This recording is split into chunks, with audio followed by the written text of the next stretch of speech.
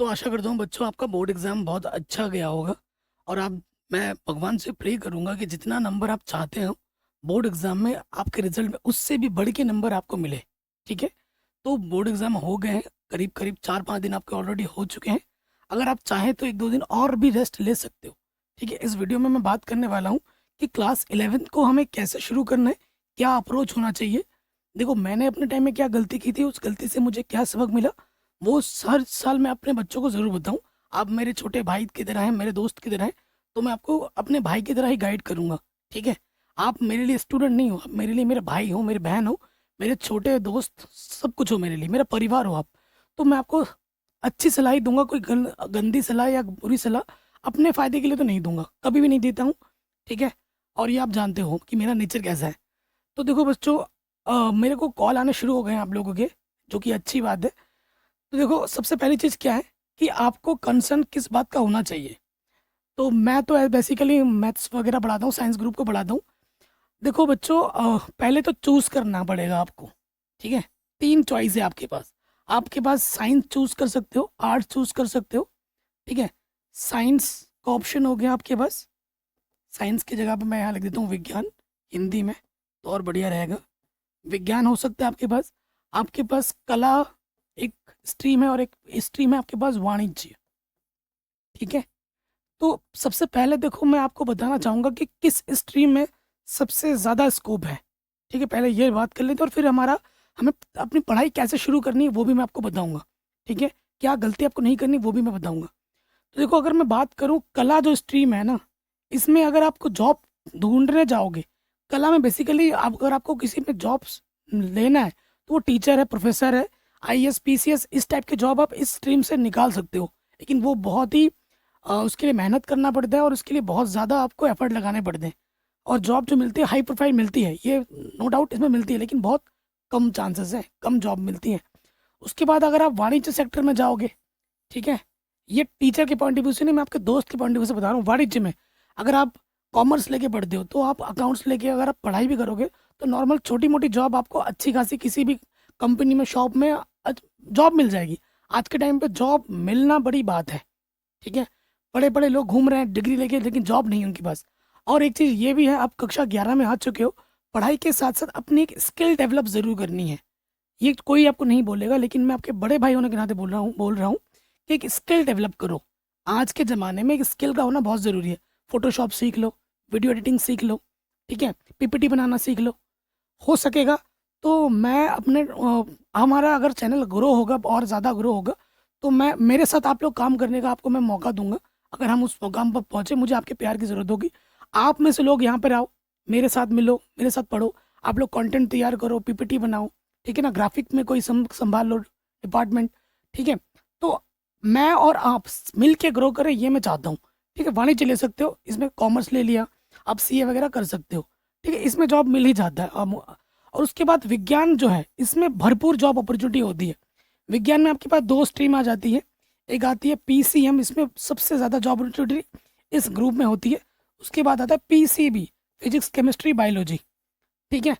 तो बेसिकली मैंने जो पढ़ाई की थी वो मैंने इस स्ट्रीम से लेके पढ़ाई की थी। फिज़िक्स, केमिस्ट्री, मैथमेटिक्स, मेरे पास बायोलॉजी नहीं थी बच्चों। तो मैं बायोलॉजी नहीं पढ़ाता हूँ 11th-12th में। मैं फिज़िक्स पढ़ा सकता हूँ, मैथ पढ़ा सकता हूँ, केमिस्ट्री पढ़ा सकता हूँ। लेकिन मेरी जो स्पेशलिटी है, मेरा जो कमांड है जिस विषय में, वो है गणित। मैं गणित एकदम मस्त मक्खन के तरीके से पढ़ाता हूँ। मुझे केमिस्ट्री भी आती है, फिज़िक्स भी आती है, लेकिन मैं रायता नहीं फैलाना चाहता। मैं गणित पढ़ाता हूँ, ठीक है? मैं हर जगह फैलाता रहूँ और मैं बोलूँ कि मैं ये भी पढ़ाऊँगा, वो ये गलत बात। हर बड़े स्पेशली 10th के बाद किसी टीचर को ना एक सब्जेक्ट को ही पढ़ाना चाहिए, तो वही उसके लिए बेहतर होता है। उस टीचर के लिए बेहतर होता है और बच्चों के लिए भी बेहतर होता है। तो बेसिकली मैं मैथ पढ़ाता हूँ, लेकिन आप लोग डिमांड कर रहे हो इस साल, अगर मेरे पास समय होगा तो फिजिक्स पूरा पढ़ाने की कोशिश करूँगा। केमिस्ट्री में नहीं पढ़ाऊँगा, मैं अभी से बोल दे रहा हूँ। अब हमें तैयारी कैसे करनी है? वो बच्चों जब आप 2 ग्रुप लोगे ना,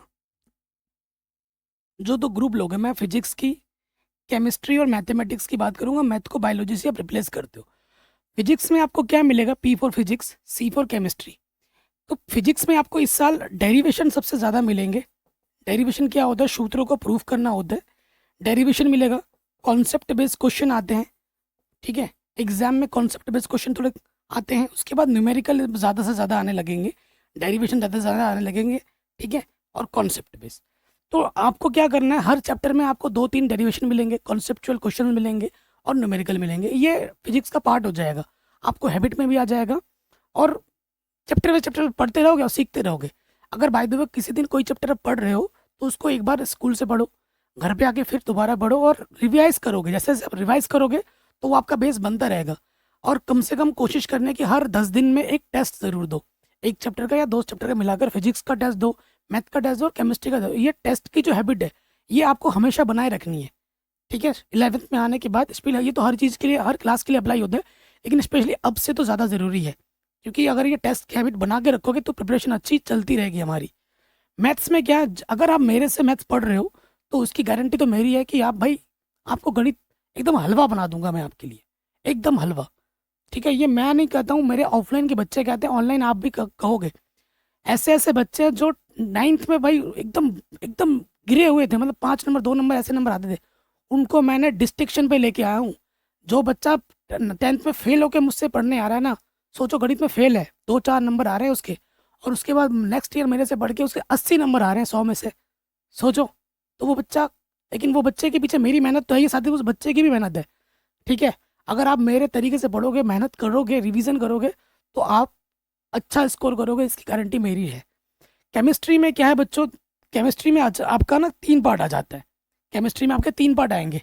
एक आपका आएगा ऑर्गेनिक केमिस्ट्री, जिसमें चीज़ों को आपको याद करना पड़ेगा, समझना पड़ेगा। फिर आएगी इनऑर्गेनिक।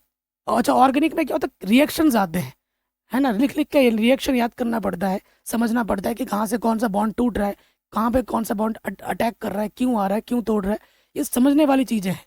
फिर आता है इनऑर्गेनिक केमिस्ट्री, अकार्बनिक रसायन, जिनमें आपको कॉन्सेप्चुअल चीज़ें आएंगी, याद करना पड़ेगा, समझना पड़ेगा, रटना पड़ेगा मोस्टली इसमें। और एक आता है फिजिकल केमिस्ट्री, उसमें क्या होता है, फिजिक्स की तरह न्यूमेरिकल होते हैं, ठीक है, फिजिक्स की तरह कुछ छोटे मोटे डेरिवेशन होते हैं और क्रियाविधि होती है कुछ कुछ के भी, यहाँ पर कैसा होता है वैसा होता है, मोस्टली वो आसान होते हैं, ठीक है।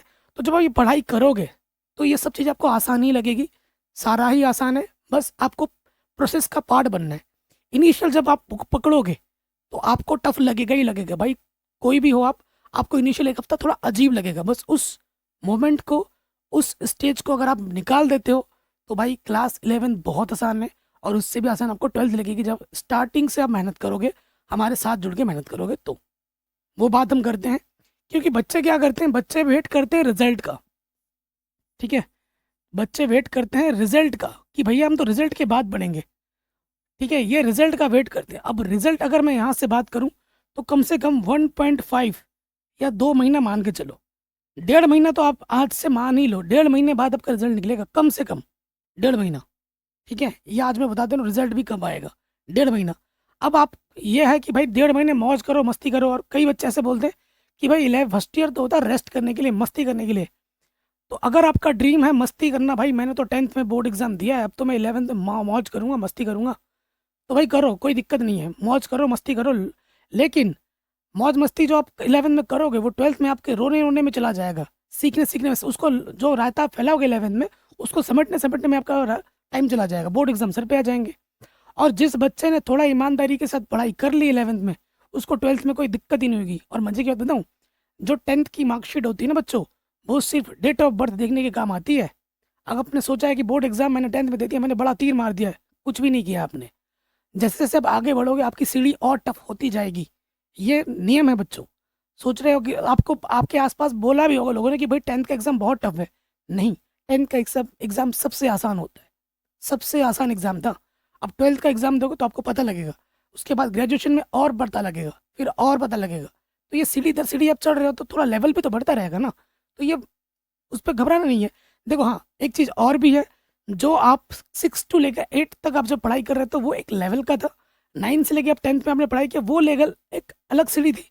अब जब आप 10th से जब 11th में शिफ्ट करोगे ना, जब आप 10th से 11th में आओगे तो क्या होगा, आपको एक सीढ़ी चढ़नी है, ठीक है। जब आप सीढ़ी चढ़ोगे तो आपको थकान लगती है कि नहीं लगती थोड़ी, तो यहाँ पे थोड़ी सी थकान लगेगी। वो थकान क्या है, मतलब कि आपको थोड़ा सा अजीब लगेगा। अगर आप फिजिक्स पढ़ रहे हो, केमिस्ट्री पढ़ रहे हो, मैथ पढ़ रहे हो, तो स्टार्टिंग के कुछ टाइम आपको टफ टफ फील होगा, गणित हो, विज्ञान हो, केमिस्ट्री हो, लेकिन वो पीरियड आपको गुजारना है ना। वो हर, जब आप कक्षा 8 से 9 में आए थे वो कैसे लग रहा था, थोड़ा टफ टफ लग रहा था, कुछ दिन बाद सब आसान लगने लगा। वही चीज़ यहाँ पर है, जब स्टार्टिंग में आओगे ना तो थोड़ा सा टाइम देना खुद को भी और टीचर के साथ भी। ठीक है, मुझसे पूछो, मेरे को 2 महीने लग गए थे, मुझे फील हो रहा था कि भाई ये कितना टफ है, और उसके बाद 2 महीने बाद यार ये कितना आसान है यार ये, ऐसा फील हो रहा था। तो यही आपको टाइम देना। मेरे को टाइम 2 महीने क्यों लगे, मुझे सेल्फ स्टडी करनी पड़ती थी। मैं सरकार स्कूल में पढ़ता था, मेरे पास कोई कोचिंग नहीं थी। आपके पास तो बेस्ट से बेस्ट यूट्यूब टीचर आपको पढ़ा रहे हैं, आपके पास इतना अच्छा यूट्यूब ने आपको प्लेटफॉर्म दिया हुआ है, फ्री एजुकेशन आपको मिल रही है, सारा नॉलेज आपको भर पेट मिल रहा है नॉलेज यहाँ पर, किसी चीज़ की कोई कमी नहीं है ना। हम आपको बैठे हैं गाइड करने के लिए, हमें कोई नहीं बैठा था गाइड करने के लिए। ठीक है, ये तो आपका सौभाग्य है बच्चों। ठीक है, तो आपको क्या करना है, स्टार्टिंग के कुछ दिन, 15 दिन हो सकता है, या फिर किसी किसी बच्चे को एक हफ्ते में ही समझ में आ जाता है, बस वो इनिशियल पीरियड आपको देना है। अगर आपने साइंस स्ट्रीम चूज़ किया है, और गणित की गारंटी तो मैं लेता हूँ, पहले दिन से ही आपको सारा चीज़ आ जाएगा आसान आसान। आप कहोगे सर ये तो बड़ा आसान है, ये तो 10th से भी आसान लग रहा है सर। ठीक है, और बच्चों ये ज़रूरी नहीं है, ऐसे बच्चे भी हैं जो हाई स्कूल में सेकंड डिवीज़न था, मेरे साथ के एक्सपीरियंस बता रहा हूँ, लेकिन क्लास 11 12 में वो टॉपर बन गए, बहुत बहुत अच्छा स्कोर किया उन्होंने। 10th में जो जिन बच्चों को हम बोलते थे, लोग बोलते थे अरे ये तो बेकार है, इसे कुछ नहीं आता, उसी बच्चे ने 11 12 में फोड़ दिया भाई, मैथ में फोड़ दिया, साइंस में फोड़ दिया। ठीक है, तो अगर आप सोच रहे हो कि मेरा तो सेकंड डिवीज़न आया मुझे नहीं आता, तो ये नहीं, अगर आप मेहनत कर सकते हो तो आप बहुत अच्छा स्कोर कर सकते हो, क्योंकि आपका एज भी ग्रो हो रहा है ना, आप छोटे नहीं रह रहे हो, आप थोड़े बड़े हो जाओगे, आपका जो मेच्योरिटी है वो थोड़ी और मेच्योर हो जाओगे आप, तो अच्छी बुरे की परख हो जाएगी आपको। और इस टाइम पे आपका जो चरम सीमा पे है आपका एक चीज़, क्या है वो, आपका हार्मोन, उसको थोड़ा कंट्रोल कर लेना। 11th 12th में स्पेशली बहुत ज़्यादा चेंजेस होते हैं हमारे हार्मोन्स में, बहुत बदलाव होते हैं, जो कि नेचुरल प्रोसेस है, नेचुरल चीज़ है। लड़कों को लड़कियाँ अच्छी लगती है, लड़कियों को लड़के अच्छे लगते हैं, ये नॉर्मल बात है, लेकिन इस फीलिंग्स को हमें कंट्रोल करना है, हम पे हावी नहीं होने देना है। ये नहीं कि हमें कोई अच्छा लग रहा है हम उसके पीछे ही घूम रहे हैं, अरे बाबू तुम नहीं जाओगे तो हम तुम्हारे लिए मर जाएंगे, मिट मिट जाएंगे, ऐसे बेवकूफ़ी नहीं करनी है। ठीक है, ये हार्मोनल चेंजेस हैं, हमें लोगों को हम लोगों को अच्छे लगेंगे, लोग हमें अच्छे लगेंगे, लेकिन उनको कंट्रोल में रखनी है, अपनी फीलिंग को कंट्रोल में रखना है। ठीक है, ये नॉर्मल है, अगर इसी फीलिंग के पीछे पड़ जाओगे तो आप अपना करियर बर्बाद कर लोगे। ठीक है, तो उस फीलिंग को कंट्रोल में रखना है और अपने पढ़ाई पे फोकस करनी है। और देखो बच्चों, अब आप रिजल्ट का वेट करोगे कि भाई रिजल्ट आएगा फिर मैं एडमिशन लूँगा, फिर मैं पढ़ाई करूँगा, फिर मैं किताबें खरीदूँगा, फिर पढ़ूँगा, तो ये गलती मत करना। ये गलती करोगे तो बहुत ज़्यादा पछताओगे। आप अभी से पढ़ो, अगर आपका एम है कि मुझे आईआईटी निकालना है, मुझे जेई निकालना है, या मुझे अच्छे कोर्सेज निकालने हैं, मुझे एनडीए निकालना है, तो उसकी तैयारी आप अभी से करनी है। अब आपका जो 12th वाला रिजल्ट है ना, वो आपका करियर डिसाइडिंग रिजल्ट है, आपका करियर डिसाइड करेगा। ठीक है, सच बता रहा हूँ दोस्त, अगर आप 10th का, आप सपोज एक बार मान लो 12th बेकार हो गया आपका, 10th में बस आप पास हो गए, लेकिन 12th में आपके अगर फर्स्ट डिवीजन आ गई ना, एटलीस्ट मिनिमम 75% 60% 80% आप लेके आ जाते हो, तो आपका लाइफ सिक्योर हो जाएगा। अगर आप एनडीए लेते हो, अगर आप आईआईटी जेई निकालना है, मिनिमम क्राइटेरिया 75% है वहाँ पर। ठीक है, तो उसके लिए हमें अभी से मेहनत करनी है।